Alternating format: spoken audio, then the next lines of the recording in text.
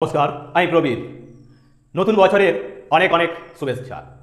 2025কে স্বাগত জানিয়ে 2024কে বিদায় জানিয়েছি গতকাল। আজ আমাদের নতুন বছরকে বরণ করার দিন। তো সেই কারণে আজ আমরা এক প্রকার শপথ করব।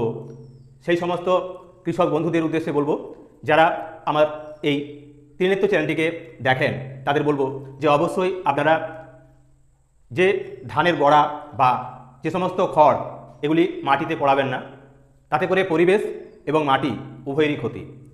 এই বার্তাটির পাশাপাশি সকলকে আবারও এই নতুন বছরের অনেক অনেক প্রীতি, শুভেচ্ছা এবং অভিনন্দন জানিয়ে আজ আমরা প্রত্যেক ভিডিওর মতোই আজকের ভিডিওতেও আমরা তুলে ধরতে চলেছি এই কেশবচন্দ্র নাগের নবগণিত ষষ্ঠ শ্রেণীর ক্লাস।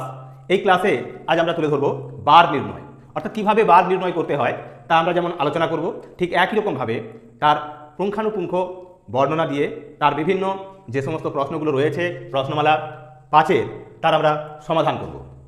মূলত এই পর্বে আমরা 34 পাতার 1 থেকে 5 পর্যন্ত যে প্রশ্নগুলো রয়েছে, 5টি প্রশ্ন, সেই গুরুত্বপূর্ণ 5টি প্রশ্নের সমাধান আজকের পর্বে আমরা তুলে ধরব।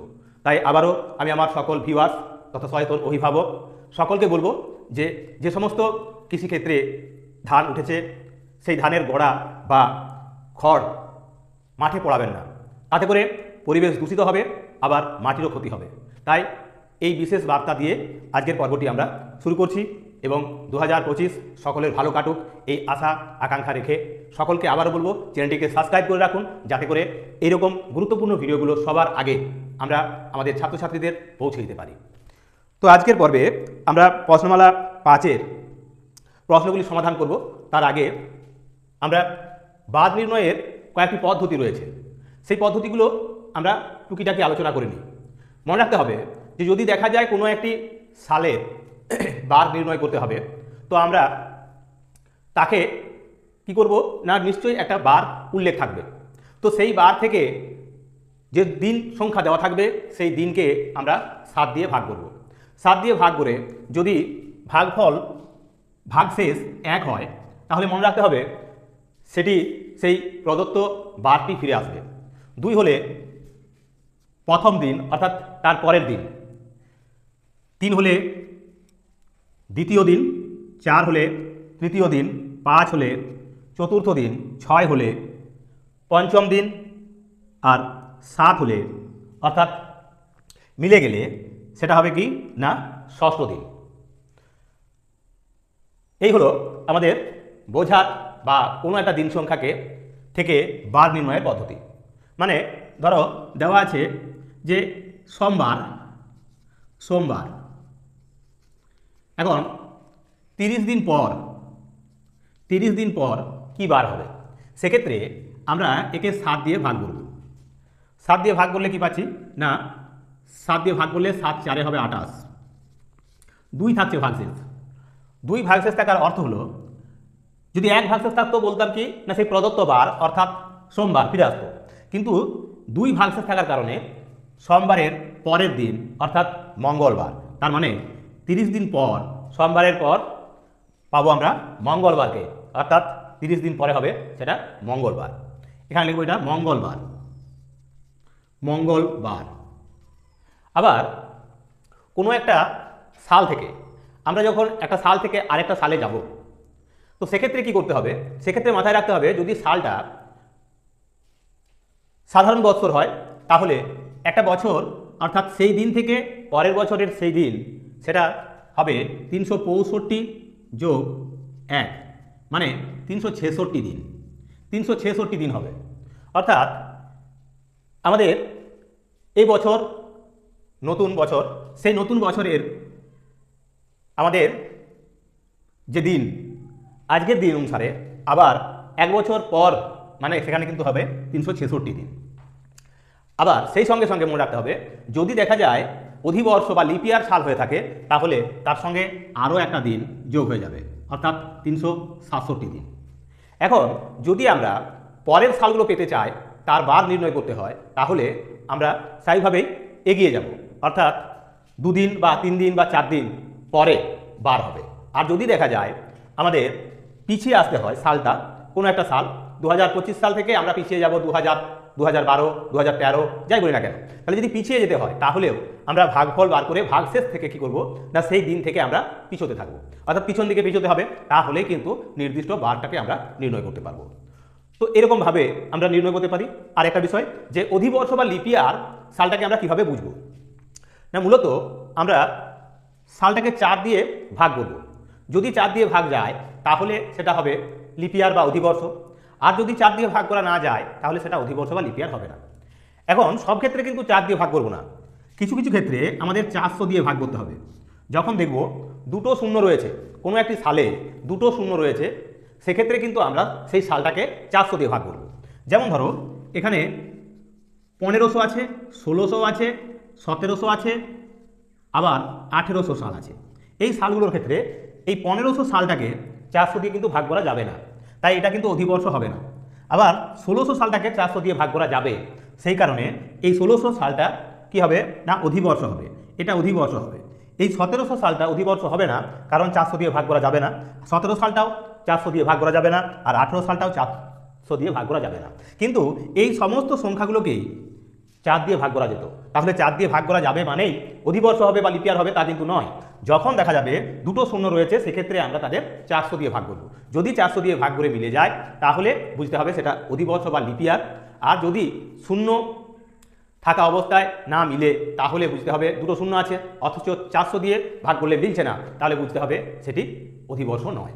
আর স্বাভাবিক সালগুলোর ক্ষেত্রে, অর্থাৎ যে সালগুলোর ক্ষেত্রে এরকম শূন্যের যে বিভ্রান্তি, সেই বিভ্রান্তি নেই, একটি শূন্য রয়েছে বা অন্য কোনো অঙ্কগুলি রয়েছে, তাহলে সেক্ষেত্রে আমরা 4 দিয়ে ভাগ করে তাকে অধিবর্ষ বা লিপিয়ার নির্ণয় করব। তো এই প্রশ্নমালার যে প্রশ্নগুলো রয়েছে এবার আমরা সেই প্রশ্নগুলি সমাধান করব এই অংশটিকে মুছে নিয়ে। তো সেই কারণে আমি আবারও আমার সকল ভিউয়ার্স বা সচেতন অভিভাবক এবং প্রিয় ছাত্রছাত্রীদের এই নতুন বছরের আন্তরিক প্রীতি, শুভেচ্ছা এবং অভিনন্দন জানিয়ে সকলের কাছে আবেদন রাখবো চ্যানেলটিকে সকলে সাবস্ক্রাইব করো এবং সঙ্গে থাকো। তো চলো পর্বের প্রথম অঙ্ক, একের দাগের প্রশ্ন। মোট 5টি প্রশ্নের সমাধান আমরা এই পর্বে তুলে ধরবো। তো তার প্রথম প্রশ্নে কি বলা রয়েছে না, এক ব্যক্তি 24,721 দিন জীবিত ছিল এবং তার শেষ দিনে মৃত্যু হয়। সোমবার তার জন্ম হয়ে থাকলে কি বারে তার মৃত্যু হয়েছিল, এটা আমাদের নির্ণয় করতে হবে। তাহলে এখানে রয়েছে 24,721 দিন। এই 24,721 দিন এটাকে আমরা কি করব না 7 দিয়ে ভাগ দেব। 7 দিয়ে ভাগ করব। 7 দিয়ে ভাগ করলে 7 3 21, 3 37, 7 5 হবে 35, 2 22, 7 3 হবে 21, 1 11 হলো, 7 1 7, অর্থাৎ ভাগশেষ হলো আমাদের 4। তাহলে এই 3,521 হলো ভাগফল আর 4 হলো ভাগশেষ। আমাদের মূলত এই ভাগশেষটাকে লাগবে। তাহলে কি বলা রয়েছে না 4 দিন, এখানে 4 দিন মানে ওই বারের 3 দিন পরের বারটি হবে তার মৃত্যুবার। তাহলে সোমবার দিন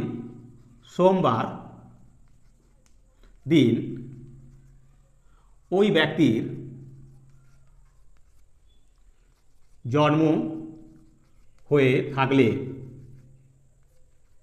থাকলে চতুর্থ দিনে ওই বারের চতুর্থ দিন অর্থাৎ, তাহলে প্রথম হবে সোমবার, দ্বিতীয় হবে মঙ্গলবার, তৃতীয় হবে বুধবার, আর চতুর্থ হবে বৃহস্পতিবার।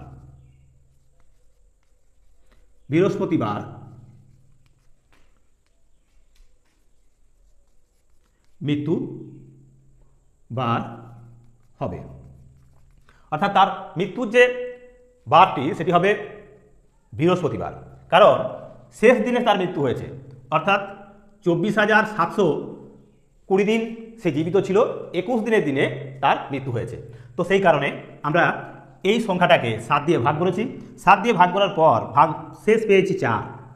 আমরা বলেছিলাম আগেই যে যে ভাগ শেষ থাকবে তার থেকে যদি আমরা এক ঘর বাদ দিয়ে দিই, অর্থাৎ সেই বারটার থেকে 1 হবে সেই বারটি, অর্থাৎ যদি 1 ভাগশেষ থাকতো তার মানে সোমবার হতো, 2 ভাগশেষ থাকা মানেই হলো মঙ্গলবার, আর 3 হলো এখানে বুধবার, 4 হলো মানে বৃহস্পতিবার। তার মানে সোমবার দিন তার জন্ম হলে বৃহস্পতিবার দিন হবে তার মৃত্যুর বার। তো এই হলো আমাদের এই পর্বের যে প্রথম প্রশ্নটি তার সমাধান। এবার আমরা চলে যাব আমাদের এই পর্বের আর গুরুত্বপূর্ণ 4টি প্রশ্ন রয়েছে এখনও তার সমাধানে। তাই বলবো ধৈর্য ধরে সম্পূর্ণ ভিডিওটা দেখতে থাকো আর অবশ্যই চ্যানেলটিকে সাবস্ক্রাইব করো। 2 দাগের প্রশ্ন। 2 দাগের প্রশ্নে বলা রয়েছে এক ব্যক্তি 25,685 দিন জীবিত ছিল, শেষ দিন সোমবার তার মৃত্যু হয়ে থাকলে কি বারে তার জন্ম হয়েছিল। অর্থাৎ এখানে তার মৃত্যুর বারটি উল্লেখ আছে কিন্তু তার জন্মের বারটির উল্লেখ নেই। বলা রয়েছে তার পাশাপাশি যে ওই ব্যক্তি মোট জীবিত ছিল 25,685 দিন। তাহলে 25,685 দিন একে আমরা ভাগ করবো, তাহলে কি না একেও আমরা 7 দিয়ে ভাগ করবো, কারণ 7 দিনে 1 সপ্তাহ, তাই 7 দিয়ে একে ভাগ করবো। 7 দিয়ে গেলে 7 দিনে হবে 21, 4 46, 7 6 42, 4 48, 7 6 42, 2 কয় দাও 8, 6 দাও 8, এখানে 5 নামলো 65, 7 9 63, অর্থাৎ ভাগশেষ থাকছে আমাদের 2। এখন জন্ম মৃত্যু অর্থাৎ প্রথমে জন্ম তারপর মৃত্যু, সেই কারণে এখানে মৃত্যুর তারিখ দেওয়া আছে।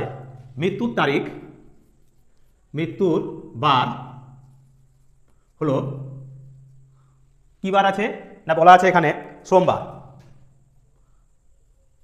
সোমবার তাহলে জন্মবার হবে, অতএব জন্মবার হবে কতদিন বা কোন দিন? সেই দিনটা হবে কি না, যেহেতু এখানে জন্মের বারটা চাওয়া হচ্ছে তার মানে আমাদের পিছাতে হবে। এখানে পিছাতে হয় মানে এতগুলো সপ্তাহ পিছাতে হবে, 3,669 সপ্তাহ, এবং সেই সঙ্গে আরও 2 দিন পিছোতে হবে। এখন আগের অঙ্কের মতোই এই অঙ্কটির ক্ষেত্রেও কি হবে না, এক ভাগশেষ থাকলে আমরা বলতাম যে সেই দিনেই অর্থাৎ যে ডেটে তিনি মানে তার মৃত্যু হচ্ছে ঠিক একই দিনে তার জন্ম হয়েছিল, কিন্তু এক ভাগশেষ নেই, 2 আছে, তার মানে তার চেয়ে আরও একদিন আগে, অর্থাৎ যে বারটি উল্লেখ রয়েছে এখানে সোমবার তার আগের বার হবে তার মৃত্যুবার অর্থাৎ জন্মবার, অর্থাৎ রবিবার। রবিবার দিন, তার মানে রবিবার দিন তার মৃত্যুবার, কারণ এখানে 2 আছে ভাগশেষ। তো এই হলো আরও একটি গুরুত্বপূর্ণ এই প্রশ্নমালার প্রশ্নের সমাধান। এরকমই গুরুত্বপূর্ণ আরও 3টি প্রশ্ন আছে, তারও সমাধান করব আমরা এই পর্বে। তো চলো পরের প্রশ্ন, 3 দাগের প্রশ্ন কি রয়েছে, বলছে 1933 সনের 1 জানুয়ারি সোমবার 2333 সনের 2রা মার্চ কি বার হবে। তাহলে এখানে আছে 1933 সনের 1 জানুয়ারি সোমবার থেকে চাওয়া হচ্ছে 2333 সনের 2রা মার্চ কি বার হবে। তাহলে প্রথমে আমরা যদি দেখি, দেখো 1 জানুয়ারি থেকে এখানে 2333 ছিল 1933, তাহলে এখানে কত সাল পাচ্ছি, এখানে কতগুলো বছর পাচ্ছি আমরা না, 2333 থেকে 1933 বিয়োগ করছি, 0 0 9 কয় দাও 13, 4 দাও 13, 2 দিয়ে মিলে গেল, অর্থাৎ 400 বছর পাচ্ছি, মোট 400টা বছর পাবো। তাহলে 400 বছর এখানে রয়েছে। এবার এই 400 বছরের সঙ্গে 400 বছরে আমাদের যে লিপিয়ার সাল একটা অর্থাৎ অতিরিক্ত একটা দিন থাকবে এখানে, এখানে আমরা একটা বছর পাবো মানে একটা দিন পাবো, তাহলে এখানে আমরা 1 যোগ করলাম। এখন তার সাথে সাথে বলা রয়েছে কি না 2রা মার্চ, ওটা ছিল 1 জানুয়ারি, এবার মার্চ মাস পর্যন্ত যাব, তার মানে জানুয়ারি মাসের পাচ্ছি আমরা 31 দিন, 1 তারিখ থেকে 31 মাস হয়। ফেব্রুয়ারি মার্চ হবে 1933 সালের থেকে যে মাসগুলো পেয়েছি সেই সালটা আমরা বার করছি, তাহলে যদি বার করতে যাই তাহলে দেখব কি না সেখানে একটা সাধারণ বছর, তো সেখানে তাই ফেব্রুয়ারি মাস হবে 28 ফেব্রুয়ারি, মার্চ মাস হবে 31 মার্চ, কত দূর যেতে বলেছে আমাদের 2রা মার্চ, তাহলে এখানে 31 মার্চ আমরা লিখব না, এখানে লিখব 2 তারিখ পর্যন্ত, সমান সমান কি পাচ্ছি 28 আর 2 হলো 30, 30 আর এই 31 হলো 61 আর একে 62, মোট 62 দিন। এখন এই 62 দিনকে আমরা ভাগ দেব কত দিয়ে, 7 দিয়ে। 7 দিয়ে ভাগ করলে কি দাঁড়াচ্ছে না, 7 যদি ভাগ করি তাহলে হবে 7 8 56, অর্থাৎ 6 ভাগশেষ থাকছে। 6 ভাগশেষ থাকছে এখানে। তাহলে 6 ভাগশেষ থাকছে মানে যে বারটির উল্লেখ রয়েছে তার পঞ্চম বার হবে। যেহেতু এখানে 6 ভাগশেষ আছে তাহলে পঞ্চম বারটি হবে তার বার। তাহলে পঞ্চম বার বলতে এখানে বলা আছে 1 জানুয়ারি সোমবার ছিল, তাহলে সোমবার, তারপর মঙ্গলবার, বুধবার, বৃহস্পতিবার, শুক্রবার। মঙ্গলবার থেকে এখানে যেটা পাচ্ছি আমরা তাহলে কী বার না পঞ্চম দিন। তাহলে প্রথম দিনটা হবে যেটা 1 ভাগশেষ থাকলে হতো সোমবার, 2 ভাগশেষ থাকার অর্থ মঙ্গলবার, 3 ভাগশেষ থাকার অর্থ বুধবার, 4 ভাগশেষ থাকার অর্থ বৃহস্পতিবার, 5 ভাগশেষ থাকার অর্থ শুক্রবার, আর 6 ভাগশেষ থাকার অর্থ শনিবার দিন, অর্থাৎ শনিবার। এটা হবে শনিবার। তাহলে শনিবার এখানে কি বারে তার এখানে বলেছে 2রা মার্চ কি বার হবে, তাহলে 2রা মার্চ হবে শনিবার। এখানে লিখব 2রা মার্চ হবে শনিবার। তো এই হলো আরও একটি গুরুত্বপূর্ণ প্রশ্নের সমাধান। এক্ষেত্রে আমরা এই 400 যে বারটি রয়েছে সেই হিসাবে আমরা কিন্তু এর সমাধান করেছি। যদি দেখা যেত এখানে কোনো প্রিন্টেক মিস না হয়ে থাকে তাহলে এরকমটা, আর যদি প্রিন্টেক মিস হয়ে থাকে, এটা যদি থাকে 1933 সাল অর্থাৎ ওই বছরের কথাই বলা থাকতো, তাহলে আমরা এই 1 বাদ দিয়ে 31, 28 এবং 2 যোগ করতাম, তাহলে পেতাম আমরা 62 দিন। সেই 62 দিনকে আমরা 7 দিয়ে ভাগ, 61 দিন পেতাম। 61কে আমরা 7 দিয়ে ভাগ করতাম, তাহলে 5 ভাগশেষ থাকতো এবং 2রা মার্চ তখন আমরা বলতাম কি না, অর্থাৎ 1933 সনের 2রা মার্চ হতো শুক্রবার। কিন্তু যদি দেখা যায় যে এটা 2333 সনের 2রা মার্চ, তাহলে কিন্তু সেটা হবে কি না শনিবার। তো এই হলো আমাদের এই পর্বের তৃতীয় যে প্রশ্ন বা 3 দাগের যে প্রশ্ন তার সমাধান। এবার আমরা চলে যাব একই রকমভাবে আরও 2টি প্রশ্নের সমাধানের দিকে। তো চলো, 4 দাগের প্রশ্ন কি রয়েছে এখানে বলা আছে, এক ব্যক্তি 1932 খ্রিস্টাব্দের 13ই জুন সোমবারে জন্মগ্রহণ করে, 1960 খ্রিস্টাব্দের 14ই জুন মারা যায়। কি বারে তার মৃত্যু হয়েছিল? তাহলে যদি আমরা দেখি এক্ষেত্রে কী বার হবে, তো এখানে আছে 1932 আর তার মৃত্যুর সালটা হলো 1960। তাহলে 1960 থেকে 1932 বিয়োগ করছি, 2 কয় দাও 10, 8 দাও 10, 3 4 কয় দাও 6, 2 দাও 6, অর্থাৎ 28 বছর। এই 28 বছর আমরা, তার মানে তার আয়ুকাল হলো 28 বছর, পুঙ্খানুপুঙ্খ নয়, সালটা হলো 28 সাল। তার মানে এই 28টি সালকে যদি আমরা ভাগ করে থাকি 4 দিয়ে, তাহলে 4 7 28, তার মানে এই ভাগ ফল যেটা পাবো সেটা হবে কি না ততগুলো অধিবর্ষ বা লিপিয়ার সাল আছে, 32 সাল থেকে ধরেছি। তাহলে এখানে মোট 7টা আমরা অধিবর্ষ বা লিপিয়ারে একটা করে অতিরিক্ত দিন গণনা করে থাকি। তো এক্ষেত্রেও তাই 7 দিন আমরা অতিরিক্ত ধরব। যোগ তার সাথে কি রয়েছে বলেছে 13ই জুন সোমবার জন্মগ্রহণ করে 14ই জুন তিনি মারা যায়। জুন মাসেই মারা যাচ্ছে, সেই মাসেই আছে, অর্থাৎ এখানে আমরা যেটা পাচ্ছি সেটা হলো সেই 7 দিন, তার সঙ্গে আরও 1 দিন, তার সঙ্গে আরও 1 দিন এখানে যোগ হলো, কারণ ওটা হলো 14ই জুন, 13ই জুন থেকে 14ই জুন, তাহলে আরও একটা দিন বাড়লো। এবার যে সাল থেকে আমরা শুরু করেছিলাম সেটাও ছিল কি অধিবর্ষ, অর্থাৎ 1932 সালটা ছিল অধিবর্ষ, তার মানে আরও একটা দিন সমান সমান হলো 9 দিন। 9 দিন। এখন সেই 9 দিনকে আমরা 7 দিয়ে ভাগ করব, 7 একে 7, তার মানে 2 থাকছে তার ভাগশেষ। তাহলে জন্মদিন, এখানে জন্মদিন সমান সোমবার, তাহলে মৃত্যুদিন অর্থাৎ 1960 সনের 14ই জুন হবে কি প্রথম দিন হবে, মানে সেই বারটি অর্থাৎ সোমবার। দ্বিতীয় দিন হবে তাহলে কি না মঙ্গলবার। তো এই হলো আমাদের চতুর্থ প্রশ্নের সমাধান। আমি আবারও কিভাবে এই প্রশ্নের সমাধান করলাম সেটা আরেকবার বলে যাচ্ছি। প্রথমে আমরা যে সালে তার মৃত্যু হচ্ছে সেই সাল থেকে জন্ম সালটাকে আমরা বিয়োগ করেছি, পেয়েছি 28টি বছর। এই 28টি বছরের মধ্যে কতগুলো অধিবর্ষ বা লিপিয়ার থাকবে তা বার করছি। 4 দিয়ে ভাগ করে পেয়েছি 4 7 28, অর্থাৎ 7টা দিন পাচ্ছি আমরা, মানে 7 পাচ্ছি ভাগফল। তার মানে 7টা দিন এখানে অতিরিক্ত যোগ হবে দিন সংখ্যার ক্ষেত্রে, সেক্ষেত্রে আমরা 7 যোগ করেছি। এবার বলা ছিল কি জুন মাসে তার জন্ম 13ই জুন, মৃত্যু হচ্ছে তার পরের ডেটে অর্থাৎ 14ই জুন। তাহলে এখানে একটা অতিরিক্ত দিন আছে 13 14, সেই অর্থে 1 যোগ করেছি। আর 1932 সালটা যে সালে তিনি জন্মগ্রহণ করেন সেটা ছিল অধিবর্ষ, সেই সালটা এখানে যোগ দিয়েছি। তার মানে পেলাম আমরা 9 দিন।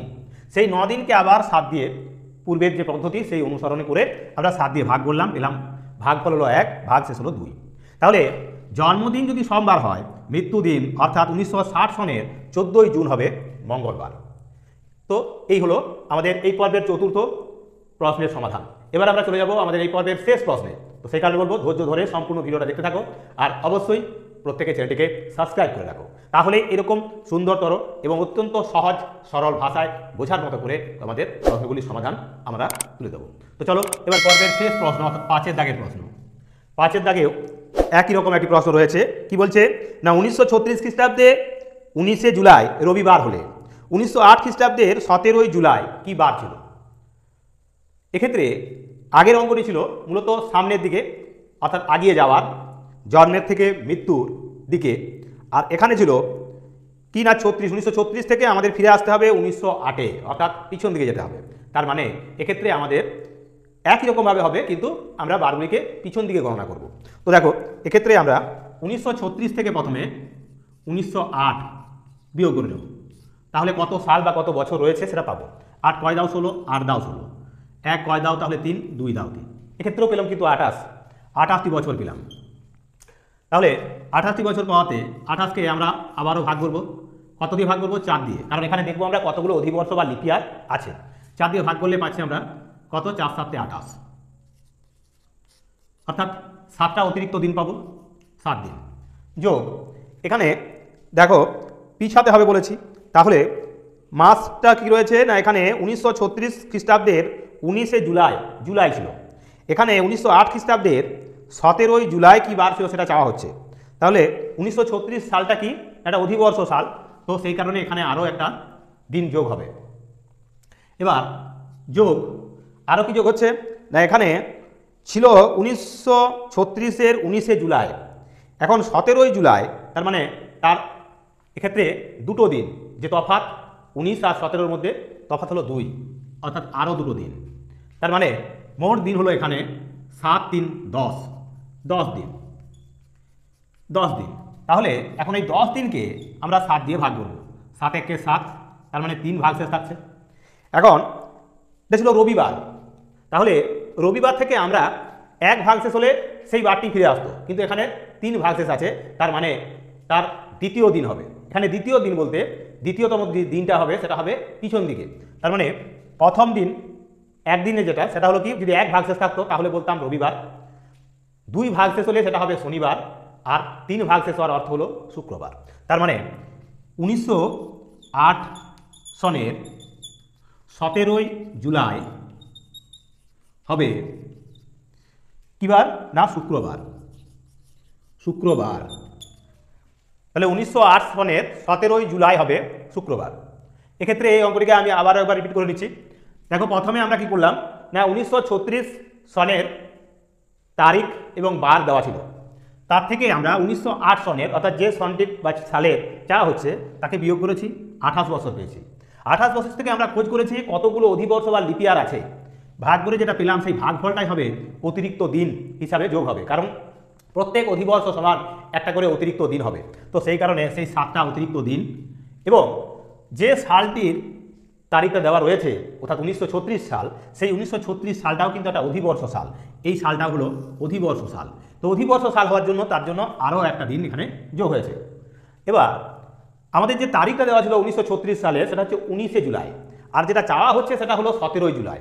তাহলে 19শে জুলাই আর 17ই জুলাই মানে হলো কি 2 দিনের, অর্থাৎ 2 দিন আরও পিছাতে হবে। তাহলে এক্ষেত্রে আমরা আরও 2 দিন যোগ করেছি, সর্বমোট পেয়েছি 10 দিন। এই 10 দিনকে আমরা 1 সপ্তাহ মানে 7 দিন, সেই 7 দিয়ে ভাগ করেছি, পেয়েছি এখানে ভাগফল হলো 1, আর ভাগশেষ পেয়েছি আমরা 3। এই ভাগশেষটা ধরেই আমরা কিন্তু পরবর্তী যে সন অর্থাৎ 1908 সনের 17ই জুলাই তার বার নির্ণয় করলাম, সেটা হলো শুক্রবার। কারণ যদি এক ভাগশেষ থাকতো তাহলে সেই বারটি ফিরে আসতো, অর্থাৎ রবিবার দিনই হতো। 2 ভাগশেষ হওয়ার অর্থ হবে এক্ষেত্রে শনিবার, আর 3 ভাগশেষ হওয়ার অর্থই হলো শুক্রবার। তো এই ছিল আমাদের এই পর্বের অত্যন্ত গুরুত্বপূর্ণ 5টি প্রশ্নের সমাধান। সেই সঙ্গে আবারও সকল কৃষক বন্ধু ভাই বন্ধুদের বলবো যে কেউ ধানের গোড়া বা খড় মাটিতে পড়াবেন না, তাতে করে মাটি এবং পরিবেশ দুটোরই ক্ষতি। তার সাথে সাথে সকলকে নতুন বছরের আরও একবার আন্তরিক প্রীতি, শুভেচ্ছা এবং অভিনন্দন। সেই সঙ্গে সকলের পরিবার ভালোভাবে কাটুক, দিনটি বা বছরটি খুব সুন্দরভাবে কাটুক, এই বিশ্বাস রেখে সকলকে আবারও আন্তরিক প্রীতি, শুভেচ্ছা জানিয়ে সকলকে বলবো চ্যানেলটিকে সাবস্ক্রাইব করে রাখুন। আজকের মতো এখানেই পর্বটি শেষ করছি। নমস্কার।